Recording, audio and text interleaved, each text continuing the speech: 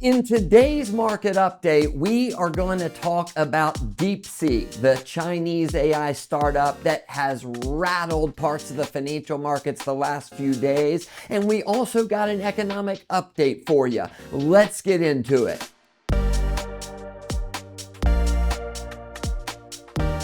Okay, so the biggest story in the financial markets in the last couple of days has been the story of DeepSeek, a Chinese AI startup that is a couple years old. And over the weekend, it came to find out this AI chatbot was released and could do a lot of the things that ChatGPT and some of the other large language models have been able to do.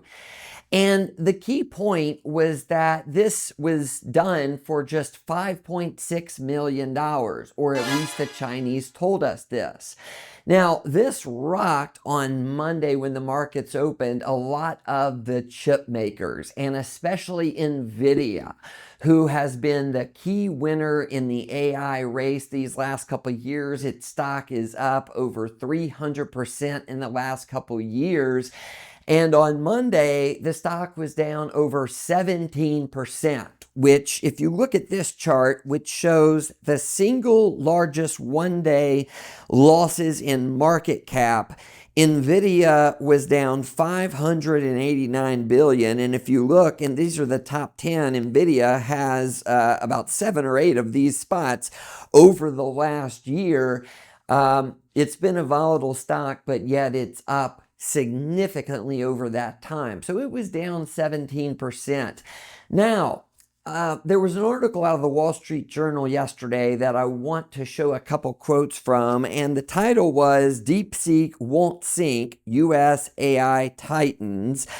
And it goes to say the sell-off seems excessive. Much remains unknown about DeepSeek's claims, including what sorts of chips the company had access to, despite the effect of the sanctions. And the top chip analyst, Stacy Rasgon of Bernstein, said DeepSeek did not build OpenAI for $5 million, meaning there's no way they only spent $5.6 million on this and that is it. They likely had much, more advanced chips that they were able to use instead of ones that are much older. Now, let me tell you this, that history has shown in the financial markets that anything coming out of China, any news, you have to take with a grain of salt.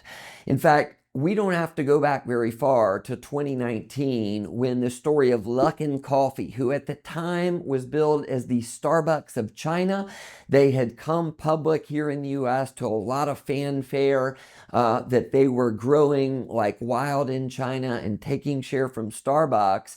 And in fact, they went public. There were a lot of people pounding the table that it was a great stock to buy, and it went from $17 up to $50. Soon after that, a short seller, which is a company that is betting against a company's stock, betting that it will decline, put out a report that said much of the sales in Luckin's financials were fraudulent. They weren't real. Luckin denied it at first, but then eventually admitted that yes, over 300 million of their sales did not exist. The stock crashed and then eventually was delisted completely, meaning investors lost every penny in this stock. There have been many other examples of Chinese stocks that had a lot of promise and that crashed and burned, whether it be DD Global, that was viewed as the Uber of China, Alibaba, which was the Amazon of China, that had a massive decline in its stock. So the fact is that you can't trust very much that comes out of China. And so we would say that yesterday's, we're filming this on a Tuesday, big decline in a lot of the stocks in our markets here very likely were an overreaction. Now, let's talk a little bit more about Nvidia, because this is a stock that I talked about in our 2024 recap just a month or so ago. And I'm going to put the chart of their stock price since the start of 2024 up. This was a chart that I put up, and you can see that Nvidia's stock went soaring from about $50 to $136. in the first 6 months of last year, but since then has gone sideways, up and down some, and it ended the year at 134. Since then, it's gone up to 150 a few times, hit 118 at the close on Monday, and is up at 126, 127 in real time. Here's the point.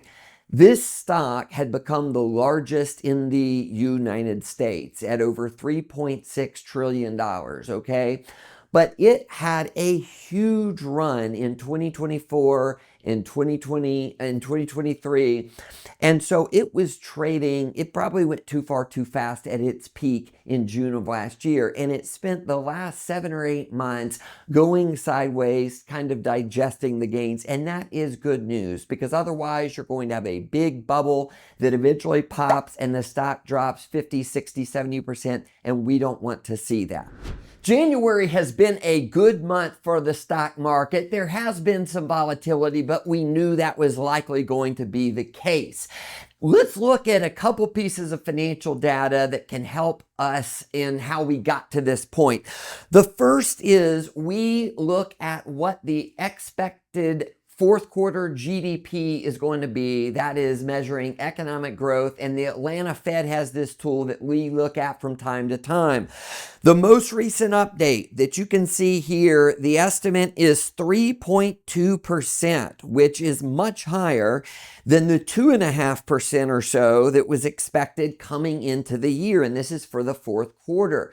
Listen, a big theme these last couple years has been that the U.S. economy has grown at a faster rate than what economists were expecting, and we like to see that. For 2025, for the stock market to do well, we need to see that trend continue, and the good news here is for the fourth quarter, that is taking place, and we're glad to see it. Now, the next data point I want to show up, the stock market, like I said, has had a good month, and we like to see the financial sector doing well. And you can see that the financial sector, it had a downward move the first couple weeks of January, but has gone back up recently and is at a new 5-year high. And the reason this is important is that the financials are very closely tied to the economy, meaning they need the economy to be doing well for them to go higher. It's not like tech that has a secular growth theme where a lot of the tech names are going to grow in spite of how the economy is doing. The financials need the economy doing well. And so we like to see that investors feel good about the outlook for the financials for this year. They're at an all-time high. Lastly, I want to bring to your attention that last week we published a YouTube short, which is less than a minute long, on the topic of proposed tariffs. And that's a good reason you want to be subscribed to the channel and turn on notifications so that you get alerted when we publish a video like that. You can go listen to it, but the main takeaway was that even if proposed tariffs do have a negative impact on the stock market, the benefits of lower taxes and less regulations should impact outweighing the tariffs when it comes to the markets. Okay, so to recap, we talked about DeepSeek, the Chinese AI startup that has taken the world by storm and on Monday caused a lot of significant losses in parts of the stock market, including Nvidia, the AI king who lost almost $600 billion of market cap. But we say, hey, you need to proceed with caution anytime anything's coming out of China. We will see in the weeks and months to come what this actually means, but for most of the market, it's not going to have a significant impact. We also talked about the fact that US GDP growth for the fourth quarter has been upgraded to 3.2% by the Atlanta Fed, which is much higher than it was coming into the year. That is very good news.